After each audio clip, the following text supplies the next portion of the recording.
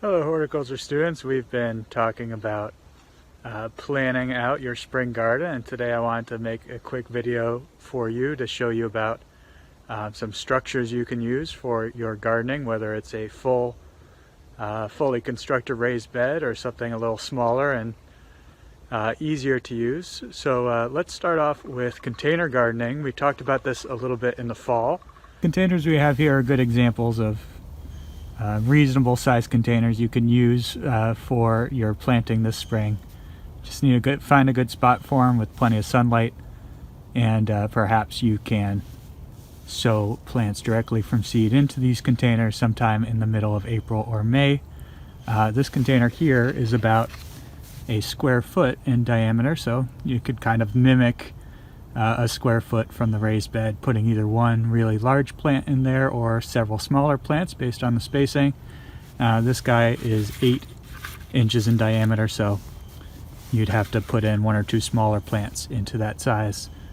And again, with container gardening, in the fall we learned that you need good drainage and you need probably some well-balanced soil, so I probably have to change this one out and mix it up a little bit more before I plant for the spring.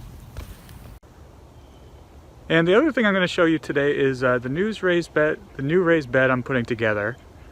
And what I have done is I just ran my last raised bed for 5 years, and I made it with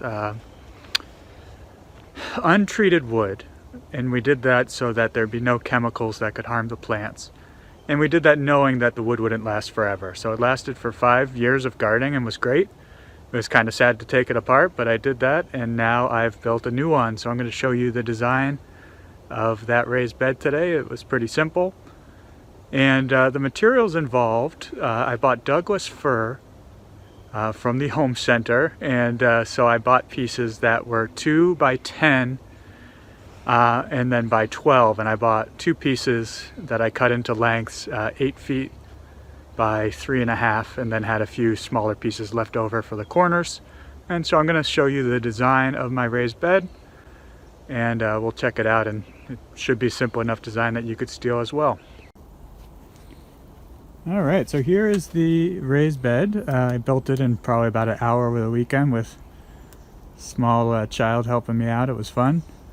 And again, it's 8 feet long, 3.5 feet wide. I had it 4 feet last time, and there were just parts in the middle that were hard to get to when it was 4 feet wide. So I thought 3.5 width would be good. And 10-inch pieces in height as well. I thought anything greater than 10 inches would be too likely to warp over time. And in a future design, I could do 2 6-inch pieces that I stack on top of each other, but I'll have to do that 5 years from now, the next time I build raised beds. So checking out the corner here, we could see that I attached them with using 2.5-inch all-purpose screws, and I used about 7 screws on each corner, and I attached the wood to each other, but I also used this edge piece here as well for a little extra stability. The other thing I'm going to do is I'm going to add those 2 middle pieces that I think will also help to keep the raised bed from bowing out on the sides as well and hold the whole thing together.